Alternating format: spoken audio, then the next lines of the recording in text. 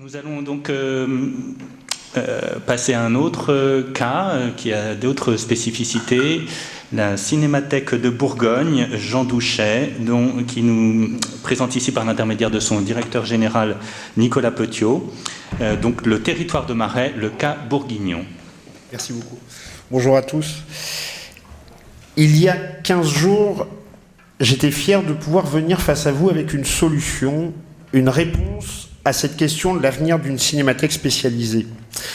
Malheureusement, un dossier sur lequel nous portions de grandes espérances a été anéanti suite à une intervention politique locale, nous obligeant une nouvelle fois à penser d'autres solutions, et donc de venir devant vous avec d'autres solutions. La Cinémathèque de Bourgogne-Jean Douchet est certainement la plus petite des archives de la FIAF. C'est d'autant plus un honneur pour nous de pouvoir vous présenter nos activités. Je tiens à remercier les membres du comité directeur du symposium de nous donner cette opportunité. Créée en 2008, initialement Cinémathèque de Dijon, elle prend un nom d'ampleur régionale suite au conseil avisé d'Éric Leroy pour contrer les difficultés, les élus locaux ne souhaitant pas que nous puissions utiliser ce nom de la capitale régionale. Alors, l'idée c'est de vous présenter donc un peu la région et ensuite ses spécificités et après la cinémathèque.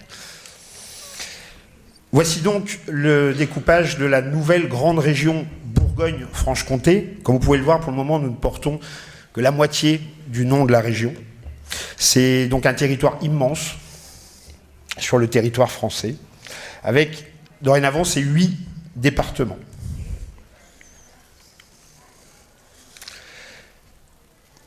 Voici les activités chiffrées que l'on peut y retrouver actuellement sur les aides qui sont sur les établissements qu'on peut y trouver, les aides, le nombre d'écrans. Donc vous avez actuellement 92 établissements cinématographiques, 268 écrans. Alors c'est un peu évolué depuis, c'était il y a un an. Les films aidés. Vous avez également, qui n'apparaît pas sur ce slide, un bureau d'accueil des tournages qui permet aux productions de faciliter leur tournage dans la région. Il n'y a pas d'études universitaires sur l'ensemble de la région. Il y a 5 lycées audiovisuels. Maintenant, je vais vous parler un peu, je vais vous montrer les questions de patrimoine qui concernent cette région, de patrimoine cinématographique. Ça commence avec l'inventeur de la photographie à Chalon-sur-Saône, Nicéphore Niepce. Actuellement, les collections Niepce sont gérées par la municipalité, donc par une ville, au sein d'un musée municipal, donc le musée Niepce à Chalon-sur-Saône.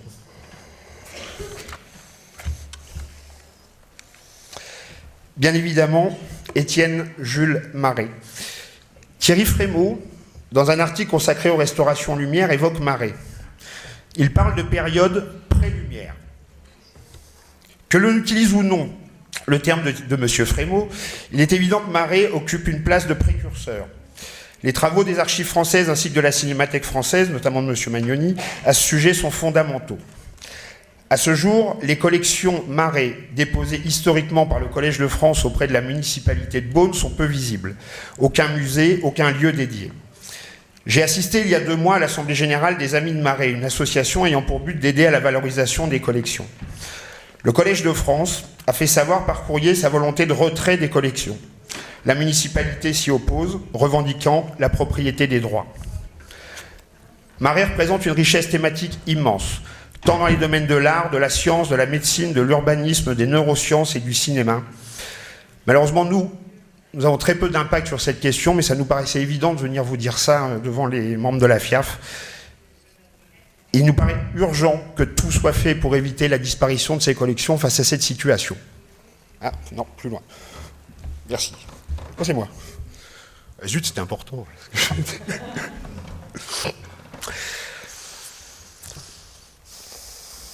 On continue.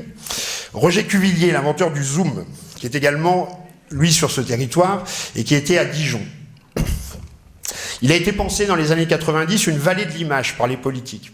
Cette vallée de l'image prenait sa source à Chalon-sur-Saône, remontait jusqu'à Beaune, donc Niepce, Marais, Cuvillier jusqu'à Dijon.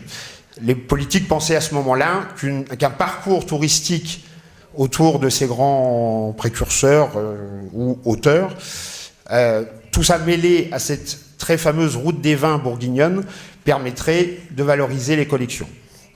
Tout ça est disparu dans le temps avec les politiques qui eux-mêmes ont arrêté leur mandat. Donc ça n'existe pas, cette vallée de l'image. La Bourgogne est également une terre de tournage. Vous avez ici quelques exemples, de Melville à Romère, en passant par René, Rivette. Tant d'autres, là c'est une toute petite partie, mais qui était l'occasion de vous montrer, de pouvoir remémorer vos souvenirs. On s'appelle Cinémathèque de Bourgogne Jean Douchet. Pourquoi Jean Douchet ?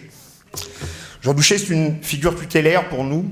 C'est également quelqu'un qui a une historique de cinémathèque évident. Lorsque Henri Langlois partit donner les cours au Canada, Jean Rouch et lui-même confièrent à Douchet la continuité des cours Langlois à la Cinémathèque française.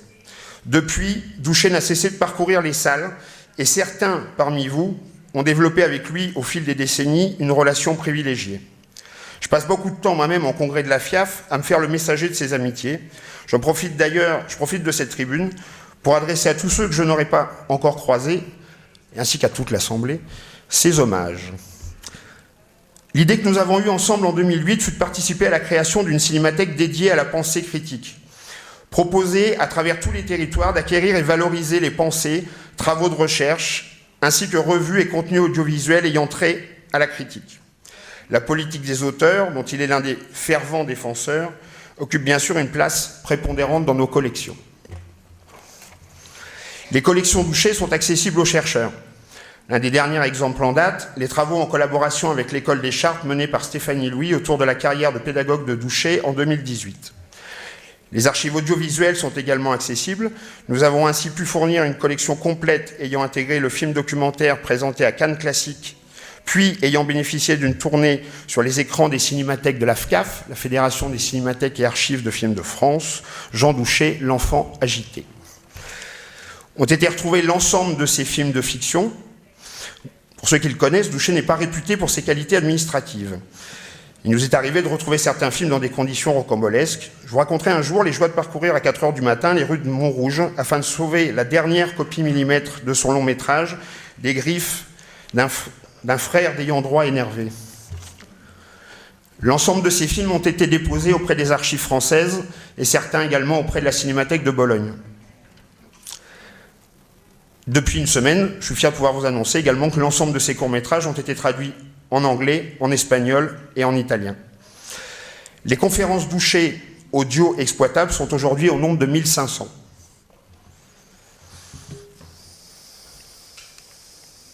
Voici quelques-unes des activités de la Cinémathèque dans son nouveau lieu, que nous avons intégré depuis 2017, après avoir passé 8 ans dans une cave.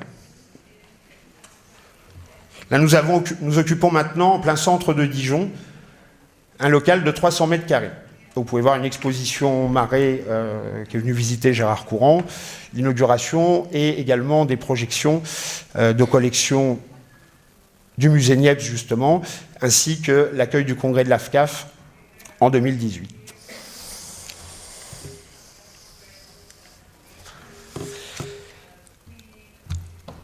Nous avons également lancé une collecte des archives régionales depuis 2015.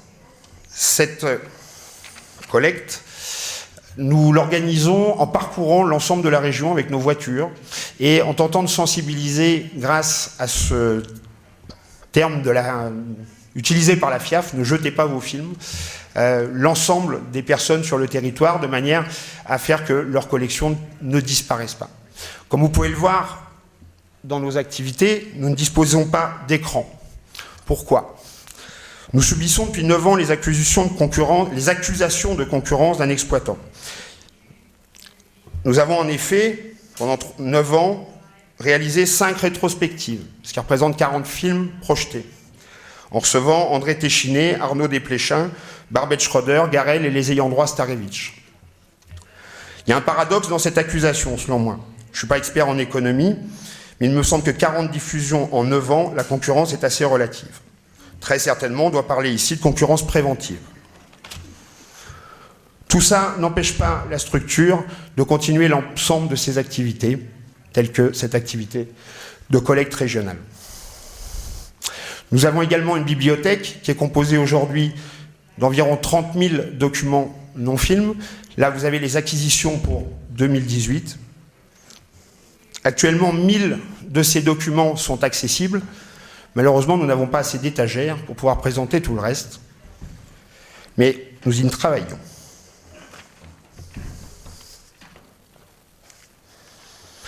Les autres activités que réalise la structure, nous avons un mur, le mur de nos voisins, qui est en face de la cinémathèque, sur lequel nous vérifions et découvrons nos copies 16 mm, les cycles consacrés aux auteurs dont je vous ai parlé, les ateliers de découverte et de réalité virtuelle que nous organisons depuis 2 ans, les cinémas éphémères qui nous permettent de faire découvrir les films des particuliers, les films amateurs provenant de la collecte, des ateliers pédagogiques, du grattage de pellicules notamment, et des expositions temporaires, comme l'année dernière, une collaboration avec la Cinémathèque de Martigues et la Cinémathèque française autour de l'avenue de Joe Dante, et cette année, la tournée de cette exposition consacrée à Marais, dont vous avez pu voir. Nous espérons pouvoir l'année prochaine consacrer un travail à M. Jean-Claude Moirot, qui est le directeur photo de Ozon, notamment, et le travail autour de ce métier. Le budget consacré par les collectivités locales à la sauvegarde cinématographique, vous voyez, ça ne va pas me prendre trop de temps. Ça a donc des conséquences sur la structure qui sont un fonctionnement entièrement bénévole. Nous avons un budget annuel d'environ 10 000 € provenant d'aides de collectivités sur des activités pédagogiques, notamment, ou une petite subvention de fonctionnement émanant de la ville de Dijon, nous permettant de payer 2 mois le loyer du lieu dans lequel nous sommes. Je présente ça, ça peut paraître virulent de le présenter comme ça, cependant, actuellement, c'est la vérité. Il faut que vous entendiez que nous sommes dans une démarche pédagogique par rapport à ça. Nous faisons tout pour entamer une discussion sur cette nécessité d'une pensée de la conservation cinématographique sur l'ensemble de la région, parce qu'on est convaincu que le patrimoine qu'on vous a présenté là, même si le but n'est pas que nous en soyons au final les gardiens, mais qu'il faut participer en tant qu'archive et en tant que cinémathèque que nous sommes, tout simplement à cette pensée et à ce dialogue pédagogique. Quelles sont du coup nos perspectives? Spécialiser nos activités muséales. On a la chance d'avoir un dialogue constructif aujourd'hui avec la direction du patrimoine du CNC sur la question des collections critiques et très certainement de pouvoir engager quelque chose autour de la mise en avant de ces collections douchées et de la pensée critique dans ce type de cinémathèque. Déploiement de la bibliothèque dans le lieu que nous occupons aujourd'hui. Et là, on n'a pas de réponse, mais on serait ravis d'en parler avec toute personne qui... mais après cette intervention, nous serait ravis d'en parler avec nous également. La question, c'est est-ce qu'il faut qu'on se lance ou non dans la question de la diffusion, puisqu'on est convaincu aujourd'hui qu'une pensée, qu'une structure qui se spécialise sur la question critique et dont on porte le nom de Jean Douché, c'est très compliqué de parler de l'histoire du cinéma et de jouer son rôle dans la transmission auprès de l'ensemble des publics sans lieu de diffusion. Je vous remercie tous.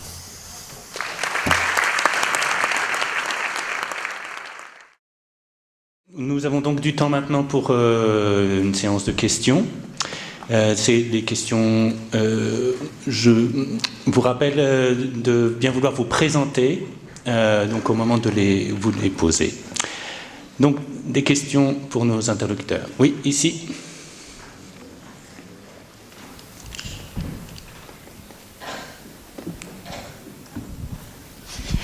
Donc Marion Grange, à la fois directrice de la Cinémathèque des Pays de Savoie et de l'Ain et présidente du réseau Inédit, Film Amateur Mémoire d'Europe. Donc j'avais une question pour Valentina, j'aurais bien voulu en savoir un peu plus sur les films que vous conservez, que vous produisez, parce que vous avez peu parlé finalement des titres que vous avez, c'était des documentaires anciens, voilà. Et puis une remarque aussi sur l'ensemble de cette première journée, où j'ai trouvé avec beaucoup d'intérêt qu'on parlait beaucoup du film amateur, des films de famille, alors pas artisanaux, mais amateurs, puisque la traduction parfois disaient artisanaux. C'est aussi des films artisanaux, mais les grands films d'auteurs du cinéma, du patrimoine du cinéma, c'est aussi des films artisanaux pour moi.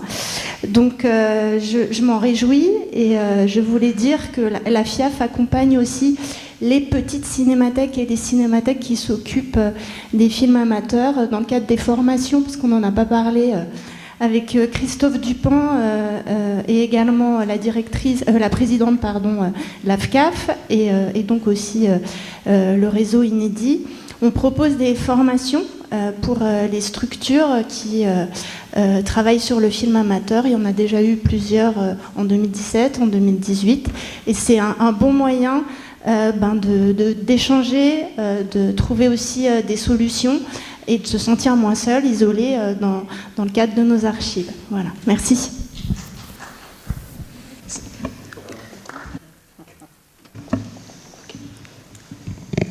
We have a home movie from former partisans, but are not really home movies. So they're film they shooted in when they was by the mountains, so during the war, and so it's very interesting what you said, so I think about it. Thank you. But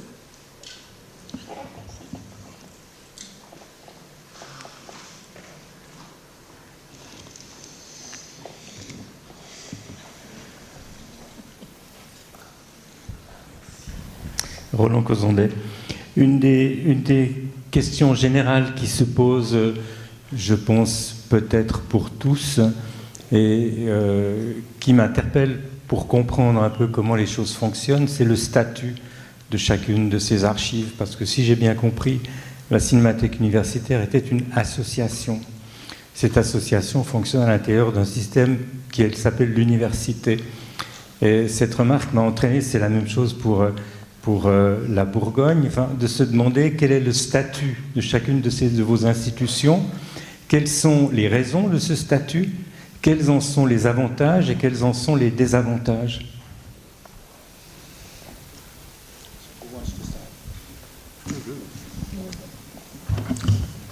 Oui. La Cinémathèque de Bourgogne-Douchet, donc une association loi 1901 depuis le début,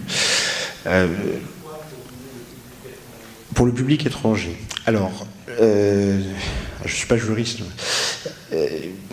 Une association, c'est un statut qui permet le regroupement pour un même projet de personnes autour de l'idée qu'il n'y aura pas, alors en tout cas dans ce cas bien précis là, de bénéfices autour de ce que va faire la structure. Ça, c'est cette base-là. Dans le cadre d'une cinémathèque, et pourquoi nous on est toujours resté sur cette idée-là, c'est qu'on a totalement copié ce qui nous paraissait le meilleur statut et la meilleure représentation pour permettre aux ayants droit, nous déposant des éléments, la meilleure clarté possible. Alors, à la fois permettant des contrats de dépôt qui sont entre une entité qui ne fera jamais de bénéfices ou qui n'utilisera jamais les droits sans l'accord des gens, et le statut associatif nous permettait ça.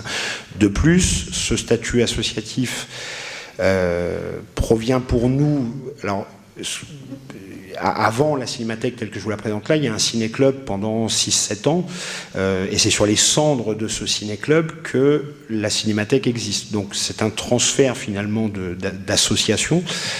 Et le dernier élément, c'est que, bon, vous avez vu, j'ai insisté sur la question de la concurrence qui existait. Ça nous paraissait évident qu'en étant également une association, on évitait ça n'a servi à rien, ce statut-là. Mais aujourd'hui, pour nous, le maintenir, c'est un rapport aux ayants droit pour nous faciliter dans la clarté des dépôts.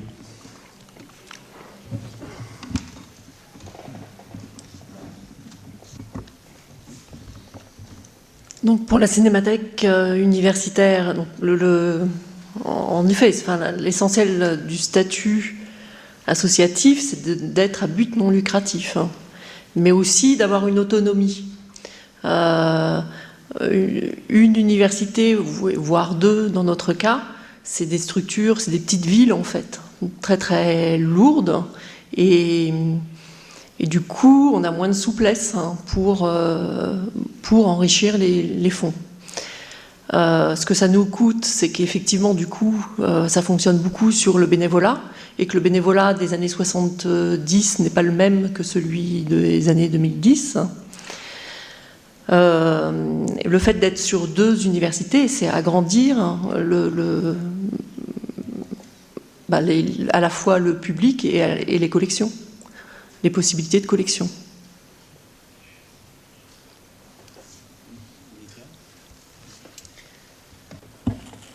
As a state-funded institution, you know, we are the state university, so we do have basic funding.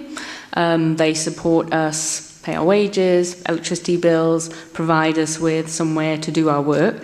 But we do have to fundraise from private means if we want to do anything above that. So any special projects, for example, we recently had to build a new vault to house the Marine Corps collection, which came in. So we fundraised for that. We had a private donor.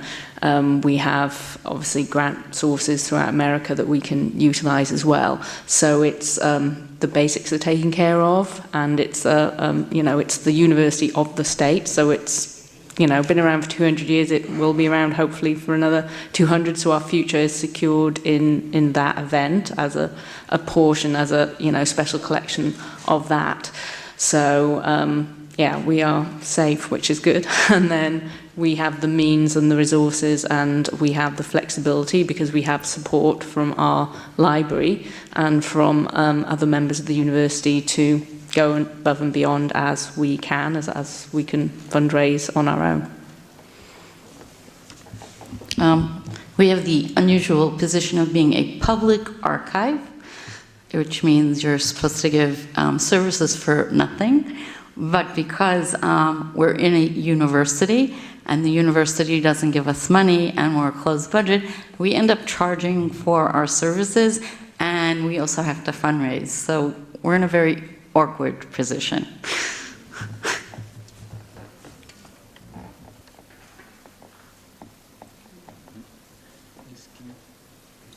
Une question ici. Howard Besser, New York University. I think most of the people in this room would believe that if a film was made on film, it should ideally be shown on film, and if it's shown on digital or on video, that should be only in a substitute kind of situation or a supplementary situation, not a substitute situation. So I'm particularly interested, 2 of you are clearly focused on a university campus, and a third is physically there, if not focused there. When you're on a university campus, professors could actually be showing the film on film. But I think we're all interested in having further audiences beyond that, with the supplementary of showing it on digital or some other way. So could you talk a little bit about whether professors really want to show the film on film in the classroom? I'm coming from, the reason for this question, professors in our cinema department 10 years ago voted to spend hundreds of thousands of dollars on a 35mm projection unit, which they pretty much don't use. When they have a choice between showing it on 35 or showing it on digital, almost always they show it on digital.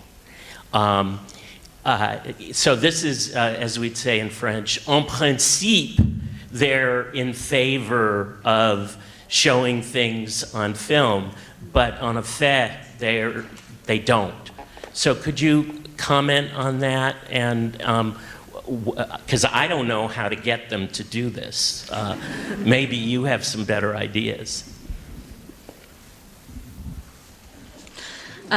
Well, Howard, as you know, we have plenty of films, and unfortunately, we don't have a cinema to screen them in. So, hence, we have many of our films digitized and available on our website for access that way.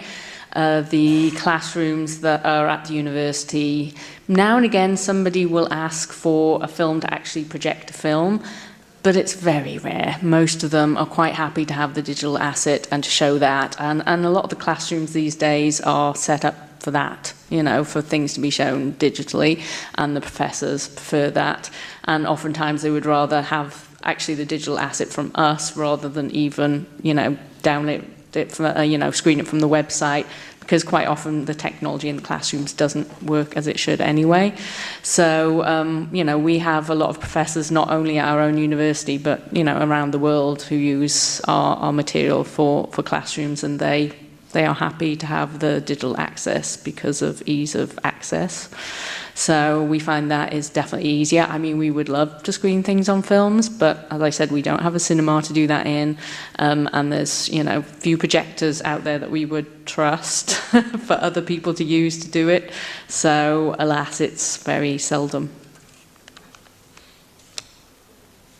We also don't have a place to show our movies. But I've actually convinced a few professors to digitize movies for me. Kind of sneaky, but they prefer not to show movies in the class. They prefer to give them as homework assignments. And the only reason I found out that they're giving them out as homework assignments is they crashed the website one day, and they all called up to complain that the website wasn't working. So, and I actually once gave a lecture to professors in the university to just use the movies. I spoke to 400 professors. Howard, one professor is using our materials. So, they're not really interested. We don't have a film department here at the university, so that might be a problem.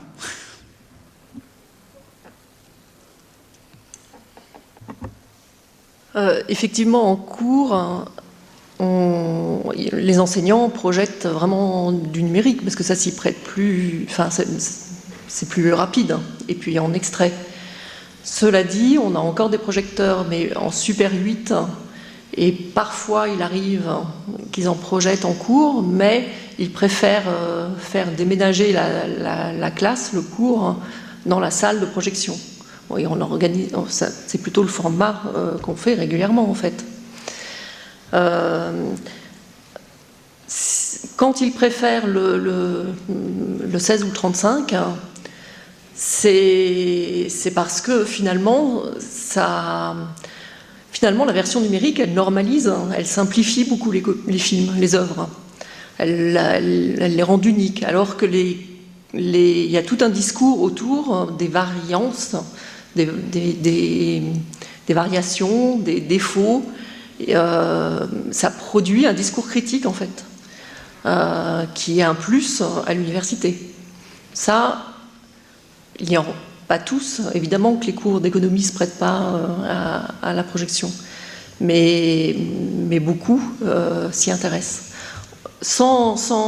Mais il ne s'agit pas de renier les innovations, évidemment, mais de cumuler les différentes possibilités.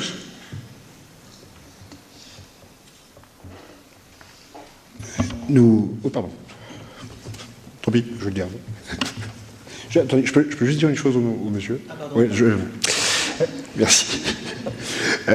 Nous collaborons beaucoup avec un master universitaire spécialisé sur la traduction et le doublage. Et dans nos collections films, nous avons environ 7000 copies 16 du 16 mm d'une ancienne collection totalement dédiée à la pédagogie, qui sont des anciennes collections de cinémathèques pédagogiques, cinémathèques de l'enseignement. Tout ça ayant été produit par le CNDP à une époque. Et ce master spécifique, l'enseignant qui est un Australien avec qui on collabore, tient à ce que le premier visionnage soit tel qu'il était à ce moment-là diffusé dans les écoles ou dans les universités où servaient ces copies-là. C'est sur la première. Après, pour leurs travaux à eux, tout est bien évidemment facilité si les ayants droit ont la possibilité de nous fournir des copies numérisées.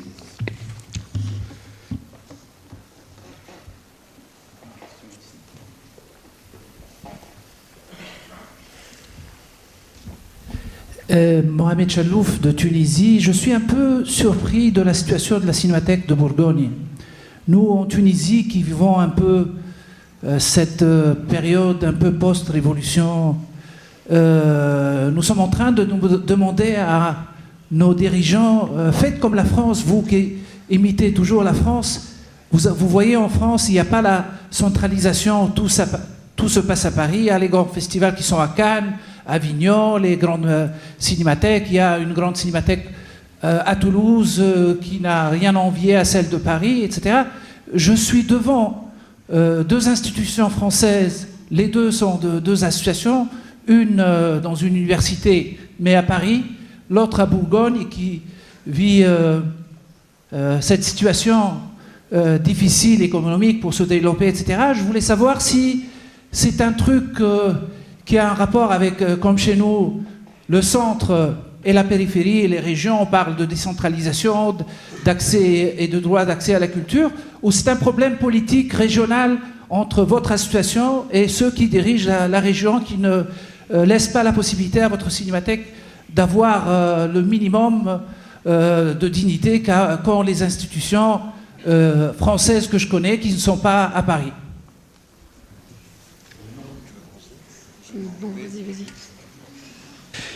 Merci de votre question. Alors, bien évidemment, on se pose, nous, la question tous les jours. Pourquoi cette situation à ce point, à notre avis, injuste sur l'ensemble de la situation? La réponse à laquelle nous arrivons aujourd'hui, c'est que ce territoire, c'est pour ça qu'on tenait à vous faire une présentation du territoire politique, c'est un ensemble, nous semble-t-il, de territoires, de politiques locales qui ne se comprennent pas, qui ne dialoguent pas et sur lesquels il n'y a pas une volonté commune de travailler à cette question. Souvent, j'ai demandé à des universitaires, des gens qui sont là sur le terrain depuis très longtemps en Bourgogne, sincèrement, la réponse qui revient le plus longtemps, c'est « Oui, mais pourquoi s'intéresser au cinéma puisque nous avons le vin ?» Après, je vous avoue qu'on a cherché... Avant, après... Je rêve du jour où on recevra un congrès de la FIAF, vous savez. Plus sérieusement, je pense que pour que des politiques s'emparent de cette question à des niveaux d'engagement de ce que leur collectivité locale, j'entends, fasse, il faut que ces politiques aient peut-être une formation à ça. Je suis, moi, souvent confronté soit à des administrateurs ou à des représentants politiques sur le domaine culturel qui ne savent pas de quoi on parle, qui ne connaissent pas les institutions. Je vais vous dire quelque chose qui va vous peut-être permettre de comprendre. La semaine dernière, lorsque nous avons annoncé que nous étions très fiers de venir ici, on nous a répondu mais du coup ils ne peuvent pas vous financer, la FIFA?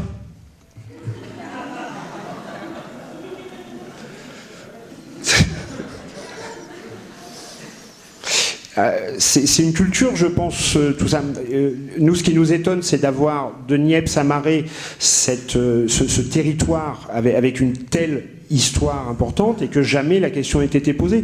Mais je fais des recherches, il paraît que quand Langlois tournait avec ses copies sur le territoire français, Dijon a été une zone un peu compliquée. Maintenant, on a la chance de bénéficier sur le territoire français, parce qu'il faut le cas bourguignon n'est pas, et encore bien heureusement, n'est pas l'exemple français. Il y a des représentants dans la salle ici de cinémathèques françaises dont je crois sur le territoire français, dont je crois que leur cas fonctionne mieux dans le temps, dans la façon dont ça s'est installé. Je crois que nous, on est aussi un cas spécifique d'avoir ce double nom. très sincèrement, en Bourgogne, le cas Douchet, ça intéresse peu de gens. Je pense que ça tient aussi au fait que nous n'avons pas une université avec des études de cinéma. Et en dehors, le cas bourguignon n'intéresse pas. Donc c'est une sorte de paradoxe un peu compliqué. Mais les cinémathèques de la FCAF aujourd'hui, donc de ce territoire français très particulier, je crois que c'est le seul du monde où il y a autant de cinémathèques sur un territoire comme ça, pose la question, c'est un peu ce que vous disiez au début, de ce qu'est la définition d'une cinémathèque locale, régionale, nationale. Moi là où j'en arrive aujourd'hui à peut-être quelque chose, c'est que, et attention, on est dans le cadre d'une solution, mais c'est de me dire quelle est l'influence de ce type de cinémathèque. Est-ce qu'aujourd'hui, des cinémathèques nationales, donc appelées nationales, comme Paris, Lyon, Toulouse, ne sont pas en fait par leur rayonnance même des cinémathèques internationales? Et donc les cinémathèques régionales qui sont sur des territoires qui me paraissent démesurés sur certains aspects, et Marion, l'une de mes collègues de FCAF, le dit très bien, les thématiques sont tellement variées que c'est complexe après de trouver des politiques qui s'intéressent à l'ensemble de ça. Moi je crois que notre problématique également dans la Cinémathèque de Bourgogne, c'est d'être sur quelque chose de beaucoup trop varié par rapport à ce que des politiques peuvent en attendre.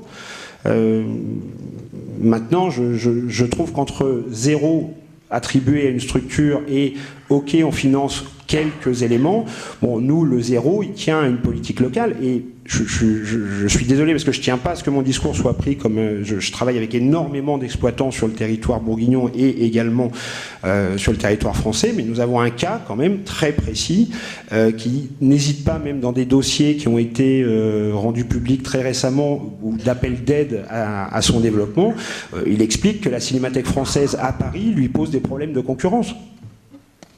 Je ne comprends pas, moi, ça. Mais je pense que la Bourgogne, c'est un territoire où il y a beaucoup de problèmes qui se mettent les uns sur les autres, où il faut petit à petit faire des avancées. Et c'est ce vers quoi on va, je l'espère. Y a-t-il d'autres questions?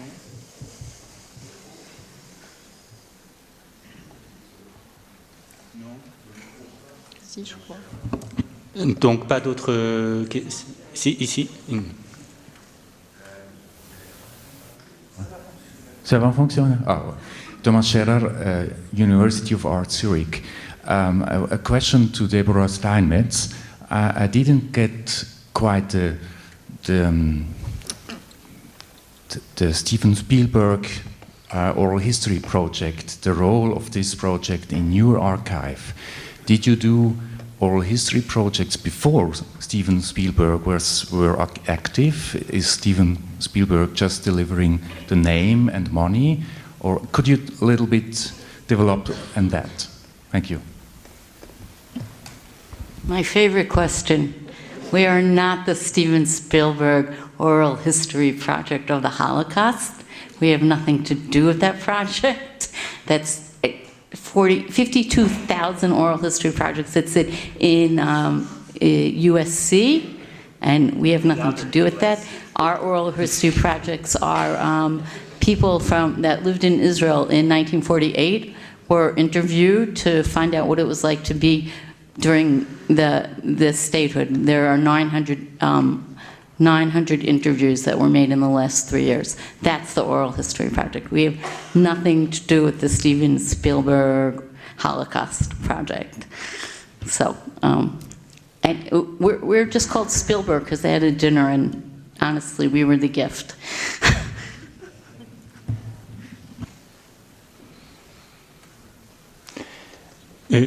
Une autre question? Ici.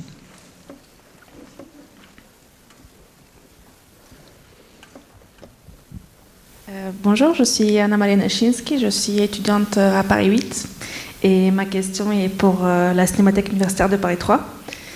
Vous avez fait une présentation très intéressante sur la mission de programmation de la Cinémathèque universitaire, mais j'avais des questions aussi sur la conservation.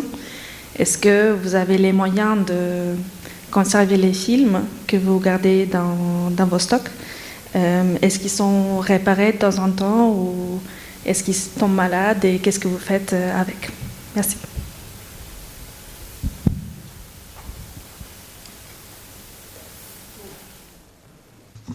Donc on conserve avant tout les films en les montrant, en transmettant. C'est sûr que sur le long terme, les conditions actuelles sont les plus simples. J'espère que les futurs locaux seront meilleurs.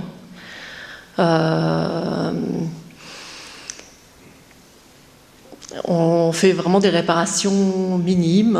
Non, on n'a pas de moyens. On n'a pas de moyens de restauration. On est quand même...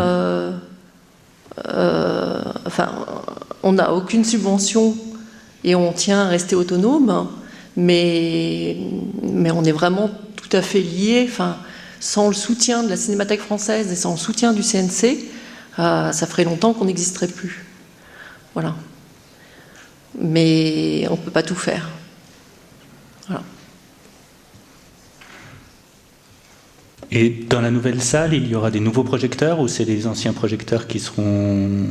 Le financement a permis l'achat de nouvelles machines ou non? C'était pas...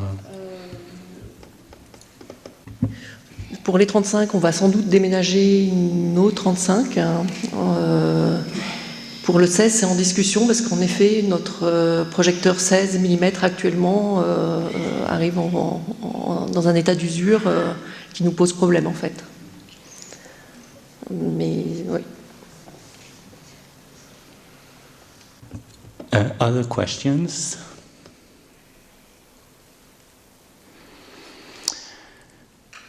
Donc je pense que nous arrivons à la fin de ce panel, juste à temps. Je vous remercie beaucoup pour votre attention et merci à tous les intervenants.